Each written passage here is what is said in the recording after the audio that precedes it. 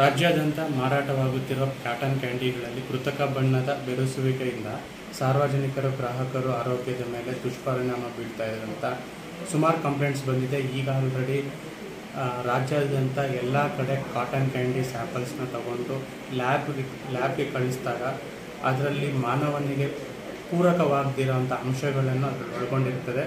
ದಿನಾಂಕ 11/3/24 cotton candy ಅದೇ ರೀತಿಯ ಬೇರೆ ರೀತಿಯ ಪೌಡರ್ಸ್ ಅವೆಲ್ಲ ಏನು ಯೂಸ್ ಮಾಡಿ ಫುಡ್ ಮಾಡ್ತಿದ್ದಾರೆ ಅದನ್ನೆಲ್ಲ ನಿನ್ನೆ ಬ್ಯಾನ್ ಆಗಿದೆ. KGFಲ್ಲಿ ಕೂಡ ಸುಮಾರು ಕಂಪ್ಲೇಂಟ್ಸ್ ಬರ್ತಿದೆ ನಮಗೆ. MSG ಮೆಟೀರಿಯಲ್ಸ್ ಆಗಿರ್ಬೋದು, ಬೇರೆ ಕಲರ್ ಪೌಡರ್ಸು, ಬೇರೆ ಬೇರೆ ರಾಸಾಯನಿಕಗಳೆಲ್ಲ ಆ್ಯಡ್ ಮಾಡ್ತಿದ್ದಾರಂತ ನಗರಸಭೆಯಿಂದ ಅವ್ರಿಗೆಲ್ಲ ಒಂದು ಎಚ್ಚರಿಕೆ ಕೊಡ್ತಾ ಇದ್ದೀವಿ.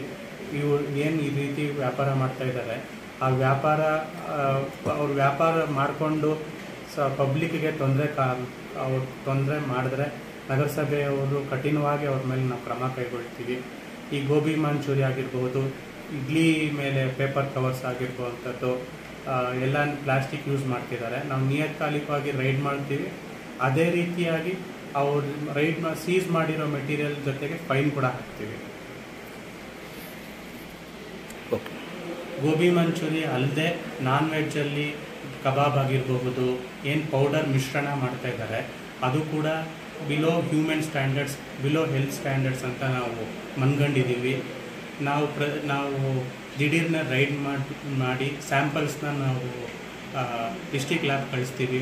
ಒಂದು ವೇಳೆ ಆ ಸ್ಯಾಂಪಲ್ ಹಾನಿಕಾರ ಅಂತ ಕಂಡು ಬಂದಿದ್ದಲ್ಲಿ ನಾವು ಯಾವುದೇ ರೀತಿಯ ಮುಲಾಜಿಲ್ಲದೆ ಅಂಗಡಿನ ಕ್ಲೋಸ್ ಮಾಡ್ತೀವಿ. ನಾವು ದಯವಿಟ್ಟು ಯಾರು ಸಿಂಥೆಟಿಕ್ ಪ್ರಾಡಕ್ಟ್ಸ್ ಯೂಸ್ ಮಾಡಬೇಡಿ, MSG ಪದಾರ್ಥಗಳನ್ನು ಯೂಸ್ ಮಾಡಬೇಡಿ. ಏನೇ ಇದ್ದರೂ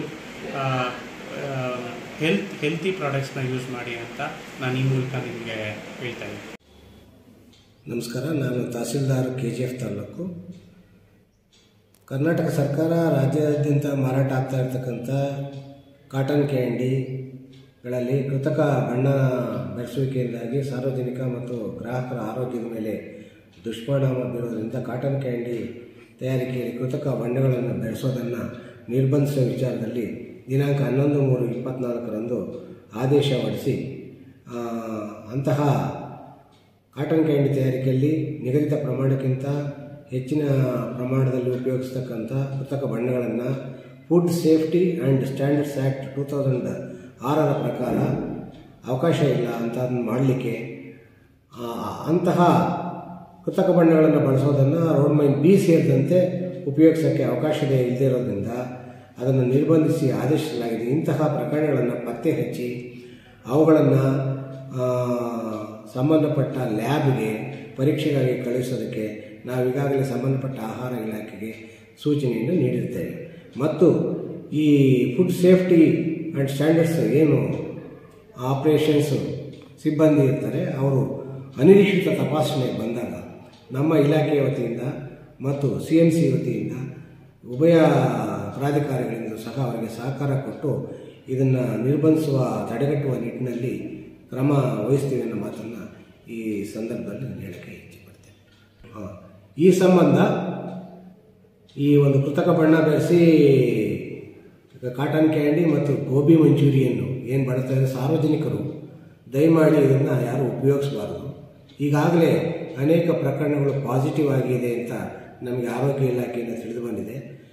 ಸರ್ಕಾರ ಇದನ್ನು ಈಗಾಗಲೇ ನಿರ್ಬಂಧಿಸಿರೋದ್ರಿಂದ ಯಾವುದೇ ಕಾರಣಕ್ಕೂ ತಾವು ಇದನ್ನು ಉಪಯೋಗಿಸಿ ಯಾವುದೋ ಕಾಟನ್ ಕ್ಯಾಂಡಿ ಆಗ್ಬೋದು ಅಥವಾ ಗೋಬಿ ಮಂಚೂರಿಯನ್ ಆಗ್ಬೋದು ಅನಧಿಕೃತವಾಗಿ ಏನು ಬಳಸ್ತಾ ಇದ್ದಾರೆ ಅದನ್ನು ನೀವು ಸಹ ಉಪಯೋಗಿಸಬಾರ್ದು. ಒಂದು ವೇಳೆ ಅಂಥದ್ದು ಕಂಡು ಬಂದರೆ ದಯಮಾಡಿ ನಮ್ಮ ಪ್ರಾಧಿಕಾರಗಳಿಗೆ ಮತ್ತು ಮಾನ್ಯ ಮಾಧ್ಯಮ ಮಿತ್ರರಿಗೆ ಅದರ ಮಾಹಿತಿಯನ್ನು ಕೊಡಬೇಕು ಅಂತ ಈ ಮೂಲಕ ತಮ್ಮಲ್ಲಿ ಸಾರ್ವಜನಿಕರಲ್ಲಿ ಕಳಕಳಿಯ ವಿನಂತಿ ಮಾಡ್ಕೋತೀನಿ.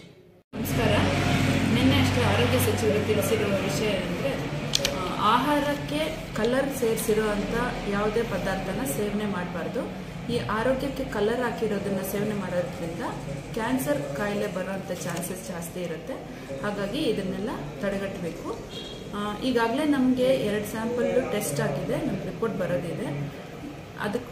ಹಾಗಾಗಿ ನಾವು ಈ ಆರೋಗ್ಯ ನಮ್ಗೆ ಕಾಪಾಡ್ಕೋಬೇಕಂತಂದರೆ ಕಲರ್ ಸೇರಿಸಿರೋವಂಥ ಯಾವುದೇ ಆಹಾರನ ಉಪಯೋಗಿಸ್ಬೇಡಿ. ನಮ್ಮ ಆರೋಗ್ಯನ ನಾವು ಕಾಪಾಡ್ಕೋಬೇಕು.